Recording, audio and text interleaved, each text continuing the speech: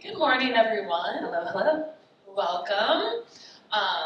So I'm so excited to speak with you today, and especially around this topic of modern consumer engagement, because I think you have a really interesting background by both having experience building brands in consumer tech companies and startup environments that are really disruptive from the start, and now also really building a brand with this heritage beauty brand and how that's different when you're thinking about go-to-market and and reaching consumers across the funnel. So wanted to maybe kick off with that and how you see it being different or similar across both. Yeah, absolutely. So I'm at Clinique now. I've been here for about 8 months, so I'm still relatively new. Prior to that, I spent the last decade in consumer tech. I was leading marketing at GroupM and Seamless. Some of you probably have used that, especially in cold weather days like this. Really scaling up that brand, and then I was recently at Rent the Runway and helped them through their IPO. So I was a little bit of a wild card hire for the Estée Lauder company because I don't have a traditional beauty background. But what I'm good at is going in and kind of transforming marketing organizations, and that's kind of the journey that we're on at Clinique and really Estée Lauder more broadly. Estée Lauder is an amazing marketer.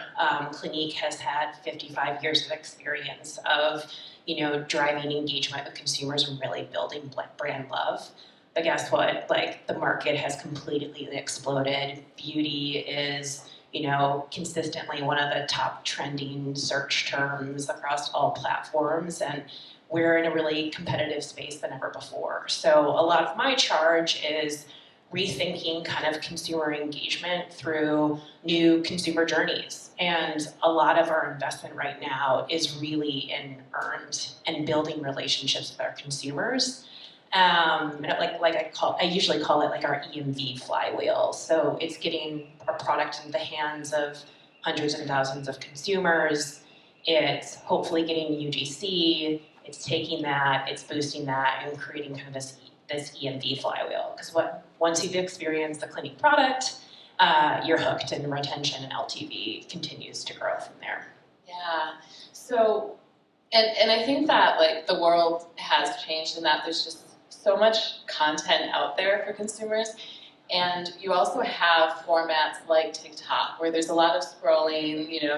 There's a lot. To grab someone's attention is harder than ever. So how do you think about being disruptive as you're looking to leverage earned media and leverage these platforms and communities? Yeah, we spend a lot of time across platforms, particularly TikTok. And, I always call my TikTok squad. We have a dedicated TikTok squad. We have a TikTok studio. We've kind of built that up.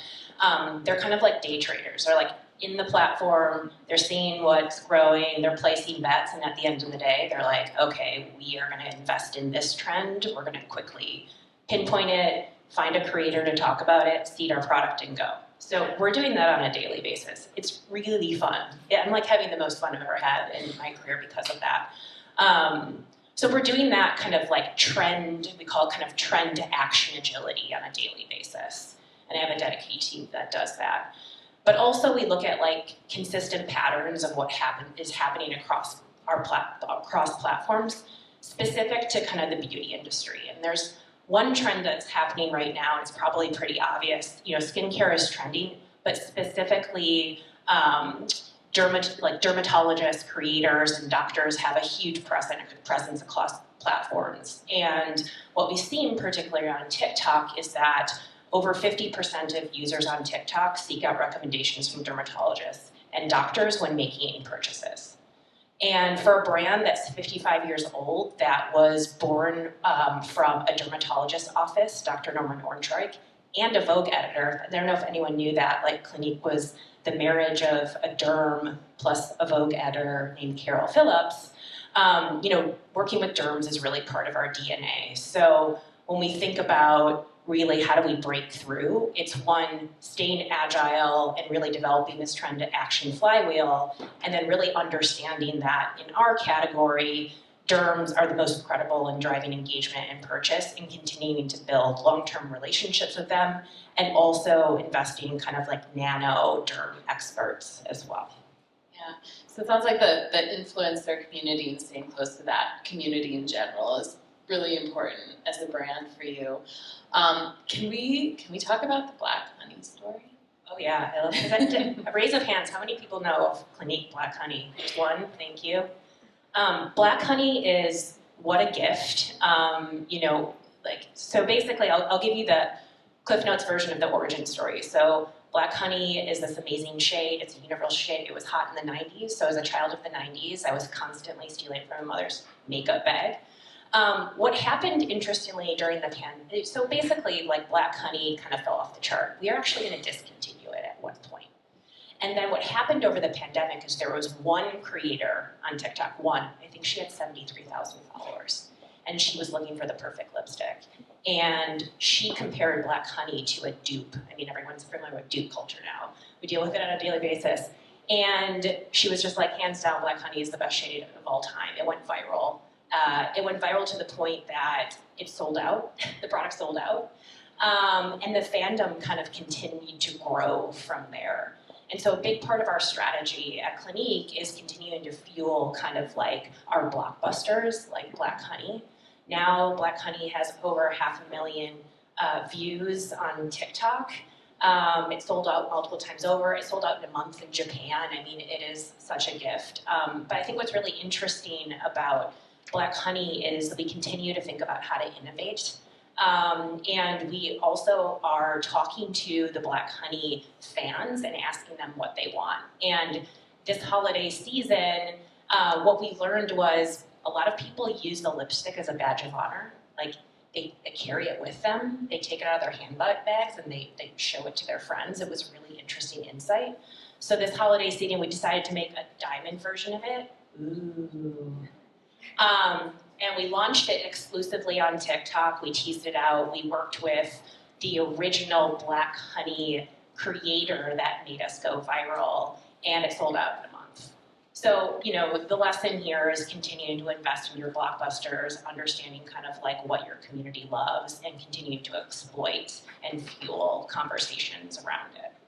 Yeah, I also think it's so interesting that you, as a heritage brand that has a history of being very counter-focused, that it was launched exclusively on TikTok. How do you think about being disruptive and in that way, and maybe compared to other brands you worked for? Yeah, so majority of our sales come from counter, but in this day and age, I actually think it's a good thing, and here's why. Gen Alpha, we're focusing a lot of our attention on Gen Alpha right now.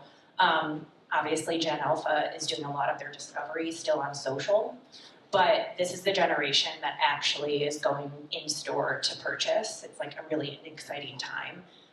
We were talking to our Sephora partners a couple weeks ago, and they were talking about the proliferation of Sephora birthday parties for 11-year-olds and 12-year-olds at Sephora. Like, what an amazing time to be alive. I wish they had that when I was there.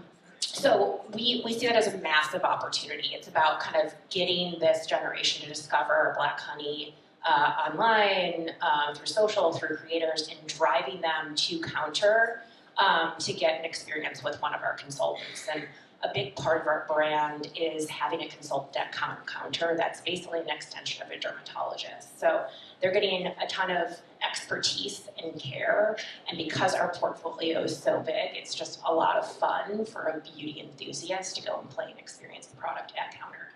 I think another thing that we've been doing is trying to continue to innovate at counter and using that as an effective channel to convert. So a few years ago, we launched Clinical Reality, which is basically virtual reality. It is a scan of your face.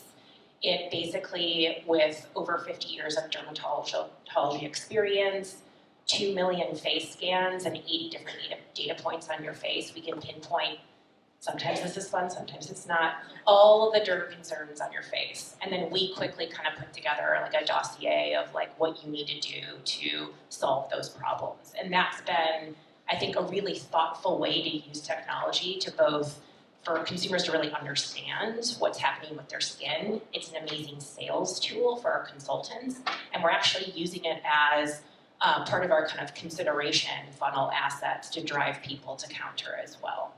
And we're going to continue to evolve that and expand it to other regions globally. Yeah, I love that sort of omni experience and full funnel approach to it all. And I love that you brought up global. I know that at DoubleVerify, for instance, we also sit on 300 billion daily transactions, and we analyze content trends. And one thing I find fascinating is how associations differ per market, right? Like Black Friday might be about children in Germany, and it might be about cuisine in France. So with being such a global brand at Clinique and Estée Lauder, how do you think about being both global and local in your approach? I would say that as a brand, that 55-year-old heritage brand, there are specific brand codes that we don't break globally, so those are pretty consistent. A lot of the bigger conceptual ideas and go-to-market plans and channel planning is done globally, but we really entrust the regions to kind of think about how to adapt that to be the most effective at, recruiting new consumers. Beauty is very local. We realize that there's no specific, global trend that we could translate to all regions. So we really put a lot of the social strategy, consumer engagement when it comes to bigger events, in-store experiences in the hands of our regional partners. But I think what's really interesting about Clinique in particular is it's a very collaborative organization where we have pretty consistent flywheels of new ideas that are coming out of regions, and a lot of times we will reverse engineer those and scale them up globally. I'll give you an example. We recently launched a mascara called Hi-Fi, and one of our regions decided to, because it's a high-volume mascara, decided to hold a concert in one of their regions. We thought it was a brilliant idea, and then we scaled it up globally. And because of that investment, and again, we focused mostly on earned, it became the number 4 mascara in the US, number 1 in Italy, and it's continued to grow. Yeah, that's a great story. And I love also that factor that we talked about how different sonic features, visual features also can feed into brand association and awareness. It's great. You also talked about, the organizational structure, and I know you've mentioned that you have a lot of support with a lot of this transformation at Estée Lauder, but as you think about how marketers can become change makers in their organization, how would you recommend they build up that buy-in across the organization? Yeah, I mean, for anyone who's worked in a huge corporate company with layers, it's hard, right? It's like moving the Mayflower. It's really hard. And I would say the biggest thing is really understanding the business and understanding kind of the heritage of the brand, making friends with product development, and really understanding kind of the science of product. In an effort to, influence. And I think the biggest thing, and I think most of us know this, is just getting some quick wins out of the gate, like little micro refinements of go-to-market plans, and that helps kind of pave the way for bigger decisions that are necessary down the line. Yeah, that's great. You also talked about, we talked a lot about TikTok and reaching Gen Alpha. How does that, Clinique being a heritage brand, there are multiple generations that might, use them, be familiar with them. How do you think about that engagement, across the different groups? Yeah, it's really interesting. I mean, Clinique is really a story of intergenerational influence. So you probably heard about Clinique through your mom or your grandma. And what we're seeing today is actually Gen Alpha, Gen Z are influencing your parents. And they might not know the entire Clinique portfolio, but we'll see actually in our community kind of in the comments about how, Gen X parents are getting recommended Clinique products by their like 15-year-olds, and so that like intergenerational kind of like influence is really interesting to the point where we're considering things like ambassador programs that are both parents and kind of Gen Alpha, Gen Z focused. I haven't seen a lot of that with other brands, and it's actually pretty amazing to see how much influence within kind of like word of mouth and families that this brand has. Yeah, that's really amazing to think about. Not just influencer communities, but that idea of sort of peer recommendation, but also like family, inner family influence and recommendation. So we have a few minutes left. I wonder if we should take a few minutes to open it up and see if there are any questions. Great discussion. Thank you so much for that. So how do you think about cultural diversity in a situation like the US where there's so much tension? And how do you sort of think about resolving that or, in your own business and best practices? Yeah, I think the most successful brands are the ones that understand that, people need to be seen in beauty and that we need to understand everyone's, all skin types, derm concerns and needs. So when we think about, the entire kind of like product development through engagement process, we're working a lot with kind of our PD team, product development team, and really consumers to understand what their specific derm concern needs are. So it always starts with the consumer. And, I think the consumer engagement piece of that is that, we're making a concerted effort to, when we're launching new products, that we make sure that we're as inclusive as possible. And it's not just from like a skin type and skin tone perspective, but it's generational, like we said. We know that, featuring an anti-aging product with a younger consumer doesn't make sense. So we want to make sure that we're very, complementary when it comes to the consumer for specific products. And, so we're very thoughtful in that way. But, from a broader Estée Lauder perspective, we've, established kind of like multi-ethnic councils where we're really listening to experts within the organization to help influence decisions that we're making.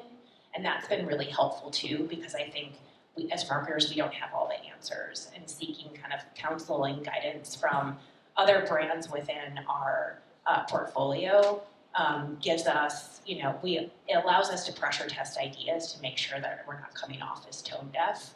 But then it allows us to, consistently have conversations about what we can do better. And I think at this point we're on our path of we're continuing to think about how we reach new audiences. And it's a really exciting time. And, my role is global, but I work really closely with our US team to think about how we invest in these communities. And, we know that once someone, connects with Clinique, they're kind of a fan for life. So it's really important for us to reach new audiences at this point. Yeah, I also wonder if that global presence helps inform some of the multicultural perspective you have in the US. We talked a lot how beauty is different in China or Asia than in the US, but people are multicultural, so they might span across geographies in that way. And even cross-border commerce, I think is supposed to grow 10x over the next 10 years or something. So that idea of those cultures kind of existing everywhere. Yeah, we have to check ourselves. We as a U.S.-based brand, but in my global role is we sometimes take a very Western. We default to a Western mindset. But there are a lot of micro communities from APAC, from China that have a presence in the U.S. And we want to make sure that our concepts are understand the nuances of specific communities so we can better reach them from a content and channel perspective. We continue to kind of work with the experts in regions. We talked a little bit about regional expertise. We work with them a lot to figure out how fine-tune concepts and go-to-market strategies. So it isn't a very top-down global organization. Like I said before, it's very collaborative. Interesting. Other questions? I loved where you were talking about TikTok and the TikTok squad and how you're kind of leveraging that. How are you balancing kind of leveraging those daily trends and also holding onto your identity as like a heritage beauty brand on TikTok? It's such a great question. I talk about that with my team every day. I think that sometimes so not all trends are created equal, so we're not going to invest in all of them. Right now, we're making decisions on a daily basis on whether or not those trends align with the products in our portfolio. For example, if a lip oil is trending and we don't have it in our portfolio, we're just not going to talk about it. But because our portfolio is really big, we have an opportunity to capitalize on a lot of trends. But I think there's a difference between capitalizing on them from kind of an earned perspective and an owned perspective. So we might, invest in a trend, but actually connect with a creator to tell that story with our products. But we might decide not to put that on our platform because we want to tell a very specific story about skincare. So we have a very diversified approach on where that content shows up. Knowing the importance of earned media, very similar to the TikTok spiel, love that. Have you talked about measurement internally? So when we start looking at these tactics, your measurement framework has to change. So can you elaborate a little bit on how you're doing that? Yeah, we finally got the organization to really embrace EMV. I think it's sometimes one of and measuring it in the right way. EMV is really a measurement based on kind of community size, but also retention of the community that's actually talking about you. And so we actually work with Tribe Dynamics, Creator IQ. We feel like that's the best in class measurement for EMV. But we also are, we are consistent in modeling out the impact of EMV from a down funnel perspective. So, it's great to say that, we've generated $3 billion in EMV from Black Honey, but how has that resulted in sales? And I think what's really interesting is we're continuing to we're continuing to have specific case studies that allow us to prove out the efficacy of driving EMV. So, for example, I'm going to share another Black Honey example. There's just too many. There's so much Black Honey goodness. Recently, there was a creator that was talking about putting Black Honey lipstick on their cheeks. Well, we have a blush shade in Black Honey, so we quickly stitched it together and ran it on TikTok. Within 12 hours, we had 2 million views and drove a 980% lift in traffic, and then saw a massive lift in sales because of that. So the more that we can create those EMV to lower funnel conversion flywheels, the better. To elaborate a little bit on that, do you feel that you've been able to capture this because you've created this team in-house to be so reactive and quick at time? Can you elaborate a little bit on that? Yeah, great question. Throughout my career, I've worked with big agencies. I've built it in-house, but I found that the most successful TikTok organizations are built internally. You have to move at the speed of that channel. I use the day trading example. You have to be in the platform, understanding what's going on, and make moves pretty quickly. So that team is made up of social strategists, analytics folks, and our content creation team. And they work as a squad every day in the morning. They meet, what's happening on the platform, do we want to capitalize on any of this? Is it a relevant trend that we want to capitalize on? And we make moves pretty quickly, and we give them the freedom to move at the speed of that channel. I think that's the biggest thing. So it sounds like it's really social listening and leveraging those opportunities and trends as they come up in real time. Yeah, and we're using other data points too. A big part, that's why we have an analytics person on the team and a research person on the team, is it's distilling a lot of that data. We don't just use TikTok data to make decisions. Again, we're placing bets, so we're using data from NPD, we're using data from other trend platforms to make those informed decisions. I was wondering if there's any correlation that you're seeing between paid media and driving. Is there something that you see is working better, or something you see is maybe there's a trend towards that? Yeah, I mean, while this feels like it's an EMV discussion, we're still, investing in paid for kind of full funnel support. It's interesting, we've tested that though. We've gone months where it's really just like EMV driving tactics, seeding product, building relationships, boosting UGC, all of that, and we didn't have any paid media. And then what we've learned is that kind of the paid media plus earned investment is really what's driving kind of like conversions at this point. You need both. You can't have one without the other. They fuel each other for sure. Awesome. Thank you, Jess and Maggie. Really insightful chat. I can't wait to check out Black Honey.